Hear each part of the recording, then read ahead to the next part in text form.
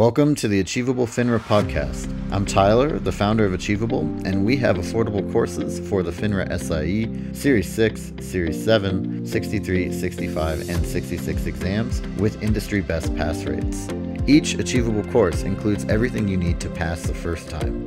A full textbook, videos on key topics, thousands of questions backed by our memory-enhancing algorithm, and full-length practice exams. You can try it out for free at achievable.me.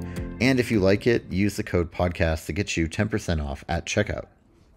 This podcast was made from a video by Achievable's FINRA course author, Brandon Rith. If you'd like to have the visual aid of a video, please go to Achievable's YouTube channel and search for the video by the same name.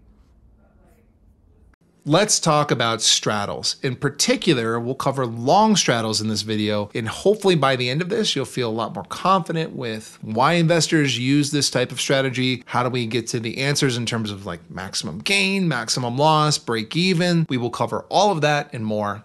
Let's go ahead and jump in. Now, straddles in general are utilized by investors to play essentially both sides of the market. If you hear that word straddle, a lot of people will think about like getting up on a horse and having both legs on either side of the horse. That's kind of what this terminology is referring to. You have legs on both sides and we're kind of playing both sides of the market. So what exactly do we mean by that? Well, let's establish what a long straddle actually is. A long straddle is a long call and a long put with the same strike price and same expiration. For example, if you saw something like long 1 ABC Jan 50 call and long 1 ABC Jan 50 put, this is a long ABC straddle. Just identifying this type of strategy is an important test topic. So when you see something like this, long straddle, it can look slightly different, and if it does, it's possible it's no longer a straddle. In particular, if we see a difference between the strike prices, the expirations, or possibly even both, we now have what we would call a long combination. So for example, if one of these was February and the other one was a 55 strike price, we have a difference in both the strike prices and the expirations. This would be considered a long combination. Most of the time, test questions will focus on identifying combinations. You may or may not have to approach any math-based questions on combinations. The main thing to know here is that a combination is kind of like a messed up straddle. Let's go ahead and reset back to our long straddle. As we discussed, straddles are a way to play both sides of the market. And if you look at these and feel confident with how long calls and long puts work, I think it'll make sense. Long calls gain intrinsic value when the market price rises. So the higher the market price goes, the more money that long call will make the investor. Long puts gain intrinsic value when the market price falls, so investors holding or going long put contracts will make more money the further the market price falls. And if we think about that from a big picture perspective, we got one side of our strategy here that'll make money if the market price rises. Another part of our strategy if the market price falls. You might be thinking in your head like,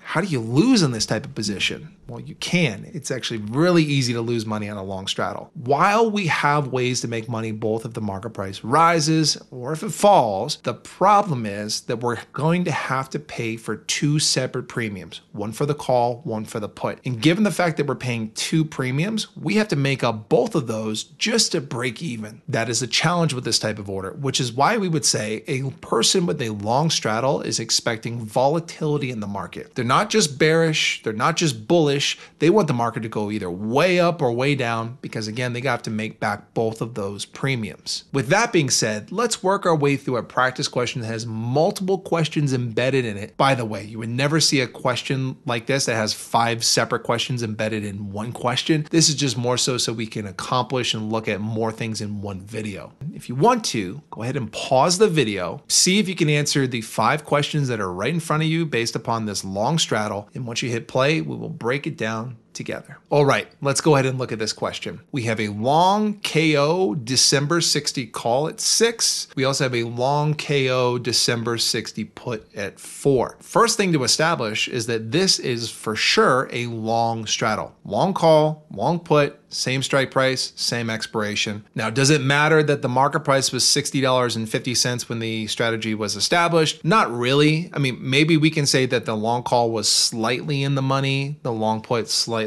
out of the money. That gives us some information, but in terms of the questions asked below, that's not going to help us too much. And here's a test-taking tip when it comes to options. Whenever the market price is provided in conjunction with when the strategy was initiated, that's usually irrelevant information. Now, of course, market prices are important to determine if an option is eventually exercised or if there's intrinsic value involved, etc. But whenever it says something like the position was established when the market price was this, 9 times out of 10, that's going to be irrelevant, useless information as it is here. Now, the first question is maximum gain. I'm going to walk you through my thought process for approaching this type of question. And first and foremost, it is difficult to think of both of these options combined together. So one thing you're going to see me do a lot of is separating the two and think about them individually. So maximum gain. The first thing I'm going to focus on is that long call. Long calls by themselves have unlimited gain potential. We have the right to buy stock at 60. Market could rise an indefinite, unlimited amount. The higher it goes, the more profit we make, because we can, again, buy at 60 and sell at whatever that higher market price is. So bottom line, long calls have unlimited gain potential. Now, does that apply to the big picture here when we're thinking about both combined? The thing we need to think about next is, will the long put prevent us from making unlimited money as the market rises? And the answer to that question is no. A long put contract is the right to sell stock, but the key there is the right. The investor does not have to use that right to sell stock at 60. So if the market price were to rise substantially up to 500, 600, 700, whatever market price, they're just going to gladly let that long put expire, collect all the money they just made off the long call, and call it a day. So the bottom line here is long straddles have unlimited gain potential because of the long call that is part of the strategy and the fact that the long put will not hold it back. Can we still make lots of money on the long put if the market price were to fall? Yes, but our gains are limited because there is a bottom to the market. Now next, maximum loss. Hopefully you know this by now, but when you buy an option, the worst case scenario is if that option expires. And we bought 2 options here. So the question we should ask ourselves, is it possible that both of these options will expire worthless? And the answer is yes, but there's a big caveat here. That is only going to occur at one definitive market price, and that is at 60. At 60, both options are what we call at the money, but an option is only exercised if it is in the money. So if the market price were to go right to 60, stop and just hang out there until the option expired, it's possible the investor loses both premiums and both options expire worthless. So with that being said, the total maximum loss is the combined premium, the $6 premium with the $4 premium. So a $10 per share premium is our maximum loss, which is equivalent to $1,000 overall. If the market price is just even a little bit above 60, the long call is in the money and the investor can make some of that money back by exercising the long call. If the market price is a little bit below 60, that means the put is in the money, which means they can get some of their returns back by exercising the put. But again, together combined, if both options expire, we're facing that maximum total loss of $1,000. Break even is sometimes kind of a tricky thing to find, but once you go through straddles a couple times, I find that most people really like break-even questions because it's, generally speaking, a really simple process. Break-even will occur twice with a straddle, both on the upside and the downside. If we think about break-even on a long option, and we have 2 of them here, break-even occurs when the investor makes back the amount of money that they spent on the premiums. So the main thing we need to focus on here is making back the premiums. And I'm saying that as a plural. You have to make back both premiums, not just one. So if you use your single leg option formulas, for example, long call break even is strike price plus the premium, some of you might come to the conclusion that the upside break even is 66, which is the call strike price plus the call premium. But you are not considering the put premium, and we have to consider both. This is one strategy together, 2 different parts, yes, but it's one big strategy. And for the investor to break even, they have to make back both premiums. So here's what you do. Add up both premiums. We'll say 6 plus 4 is 10. Then add and subtract that 10 to the common strike price. 60 plus 10 is 70. 60 minus 10 is 50.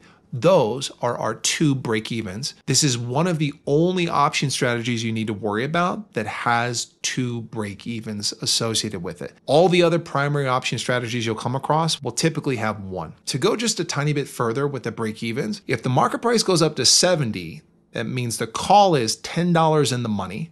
The investor can buy stock at 60 by exercising the call, sell it at 70, make a $10 profit through the exercise that will offset the premiums paid up front completely. On the downside, if the market price goes to 50, the investor can go to the market, buy stock at 50, exercise the put, sell that stock at 60, make a $10 profit, and that will offset the premiums they paid for up front. So if we think big picture here, investors going to profit if the market is above 70 or below 50, but if the market price is somewhere between 50 and 70, they're going to be losing some amount of money, of course, knowing that 50 is a break even, 70 is a break even. Worst case scenario is if the market price goes to 60, because again, that's when both options expire. That is when our worst case scenario has materialized. Next question.